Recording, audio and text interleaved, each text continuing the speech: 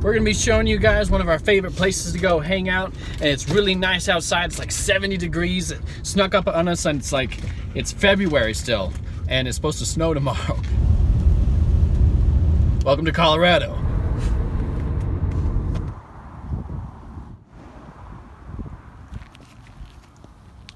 So this actually wasn't here before.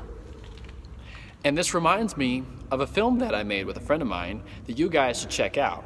Description below. There's a really cool fort that somebody built that I actually want to use in a short film. That's so awesome. And the door. It's already a set made for you.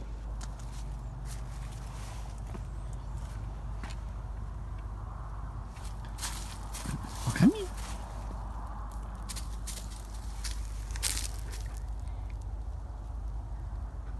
Cooper and I used to play in this river all the time, but we will in the summer. I'll go barefoot and just walk all the way up.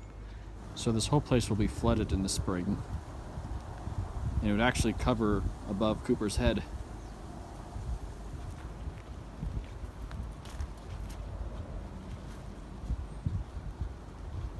Cell phones, technology, computers, internet, YouTube. What do you think technology does to us? It is something that I'm noticing that may be a crucial part to the damaging of us as people. And this is what I mean.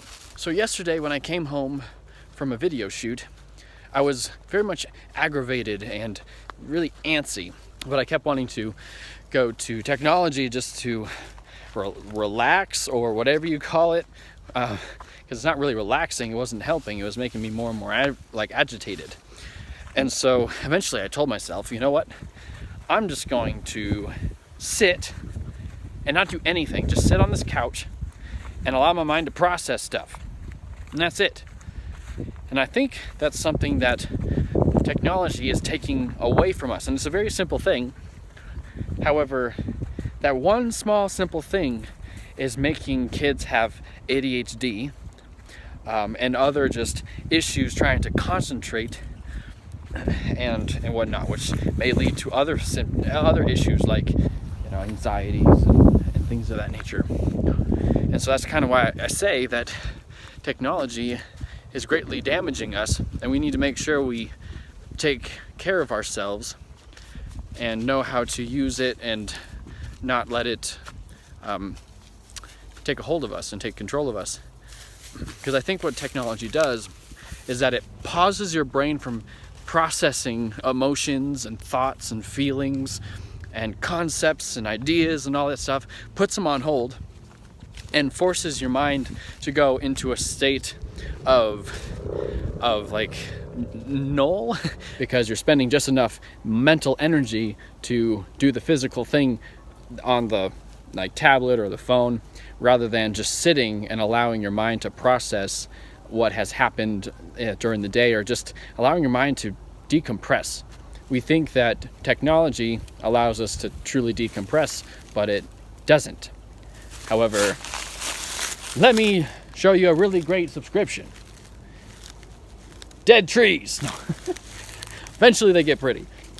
But out here, or even just sitting, like if you could just sit in a chair, lay in a chair, and just allow your mind to decompress.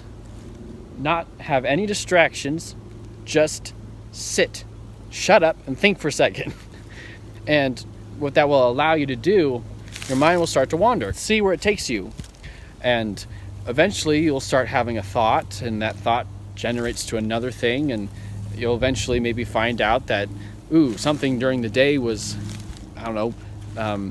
upsetting to you or something like that, and allows you to kind of work through those emotions rather than pushing them aside and only focusing on technology. And I was coming to this conclusion actually yesterday. I was born yesterday actually, And when I got home, I wasn't really tired mentally or physically, but it definitely was a long day. But then eventually I was thinking, hey, I'll just kind of try to decompress, and I went onto YouTube and saw you lovely faces commenting on my videos, and I was all happy, but something was making me really aggravated. And so I went to Facebook and tried to look through Facebook, but that was just getting me more aggravated, and Instagram making me more aggravated. I was just becoming more and more just kind of antsy and whatnot. So eventually I got up and I went into the fridge, and I'm looking in the fridge. I'm not even hungry. I'm literally freaking out, don't even know what's happening. And then I go into the pantry and I'm trying to look for something to satisfy some kind of thing, like what is going on. And so what was happening was that I wasn't allowing myself to just decompress the day that happened. I was up since like 5 or 6 in the morning, and I came back around 3. And it was like an hour drive there and an hour drive back. And I never allowed myself to decompress what I was feeling throughout that day. And so eventually I realized to myself, like, wait a minute, let's just stop for a second, because I'm spinning faster and faster and faster and faster, faster, faster, faster, and there was no closure. I never felt a sense of just completeness somewhere. And so I sat down on my couch. I took my dog, who's over here, and I used him as my foot warmer, and I just sat there. I was like, I put my phone down, I put my computer down, and I just like made sure I didn't even touch anything. And I just allowed my mind to just go, just see where it takes me. I didn't force it anywhere, just sit here. I'm like, okay, so I was about to go to sleep. That's what was my plan. And I went from going to sleep to starting to think about some things about the day, and just other thoughts. And what happened was that the aggravated feelings started to decompress, and it allowed me to start creating connections that I was taking myself away from, because I was going onto the internet and going onto my phone and trying to decompress that way, when really I needed to just sit down and just allow myself to take a moment. And then eventually my thoughts went into thinking about a song that I'm making, and then I got all excited about that. And I immediately went after that. It was like maybe a 30-minute deal overall. I went downstairs and worked on my song.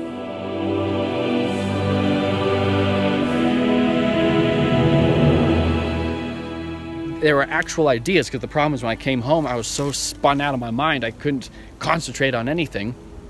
And then I was able to go downstairs after me decompressing how I should have been, and bring new ideas and concepts and fresh just insights into my song to make it better, because I was stuck with it, and it literally has been sitting on my computer for a month, and I made huge progress on it.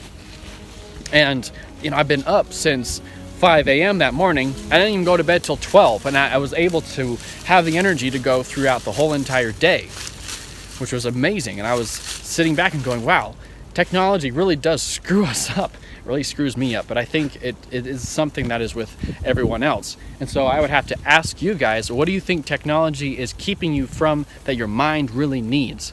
Because like for me, I really needed that closure. I really needed to decompress, and technology was taking that away from me. And so I wonder, for you guys, what things do you find that technology is taking away from you, that you're finding yourself not being able to fully fulfill in your mind, or just energy, or just positivity, or anything?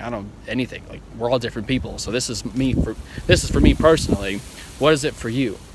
And so I would encourage you all to go outside, or just lay the phone down, stop watching my videos, after you watch them all, of course, and just see what happens, especially after a long day. Don't watch TV.